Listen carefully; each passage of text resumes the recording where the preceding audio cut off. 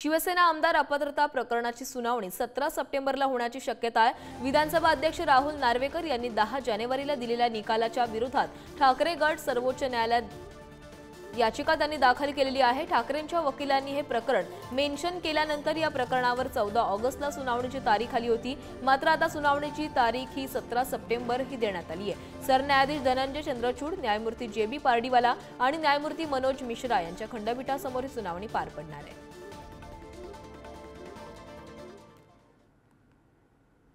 पाहत पुढची बातमी। अजितदादा सोबत असते तर ते आता मवियाचे प्रमुख असते। शरद पवारांच्या राष्ट्रवादीचे प्रदेशाध्यक्ष जयंत पाटलांनी हे विधान केलंय।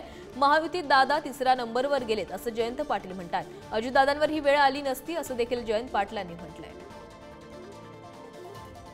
अजितदादांना म्हणजे महाविकास आघाडीत असते तर ते मुख्यमंत्री झाले असते कदाचित असं आपण म्हणालात। प्रश्न असा होता की अजितदादा तुमच्यावर असते तर काय झालं असतं। मी म्हटलं की आता एवढे चांगले दिवस महाविकास आघाडीला आलेत की तेच त्या ठिकाणी प्रमुख होऊ शकले असते। आता तिकडे जाऊन दुय्यम किंवा तिसऱ्या क्रमांकाला बसण्याची पाळी आली, तशी पाळी इकडे आली नसते।